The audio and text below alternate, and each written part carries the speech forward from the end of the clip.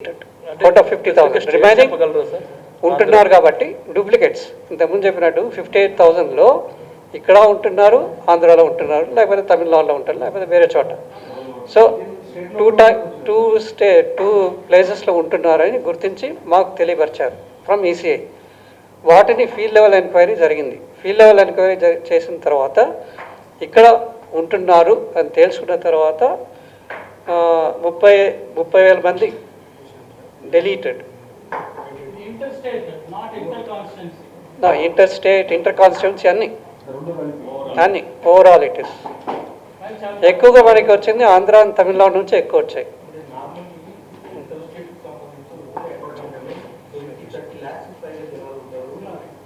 Mainly these duplicates కూడా ఇవి ఎక్కువ భాగము సరౌండింగ్ హైదరాబాద్, మేడ్చల్, మల్కాజ్గిరి, రంగారెడ్డి ఈ పరిధిలోనే ఎక్కువ ఉన్నాయి.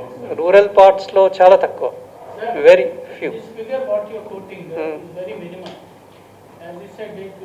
This is identified by ECI through going through మేము ఇచ్చిన డీటెయిల్స్ వాళ్ళు తీసుకొని వాళ్ళు ఐడెంటిఫై చేసి మాకు పంపించినవి. Okay, we don't run, they run it. Whatever ఇప్పుడు సమ్మరీ, స్పెషల్ సమ్మరీ రివిజన్ పూర్తయిన తర్వాత 6th every month, January 6th ఇంతమంది ఉన్నారని చెప్పేసి మేము that is closed at our end. మేము తర్వాత మేము టచ్ చేయలేం. Everything is locked up. It is with ECI. Okay, వాళ్ళు దాన్ని రన్ చేస్తారు. Whatever information they have, వాళ్ళ దగ్గరే they have the key, lock and key with them. So they run it, they find out the duplicates and they have told us. మీరు field లెవెల్లో చెప్తున్నవి house to house verification అప్పుడు బయటపడతాయి. మీరు చాలామంది ఉన్నాయంటున్నారు కాబట్టి అవి ఎక్కువ అర్బన్ పాకెట్స్లో ఎక్కువ ఉంటాయి, నాట్ ఇన్ రూరల్ పాకెట్స్. దానికి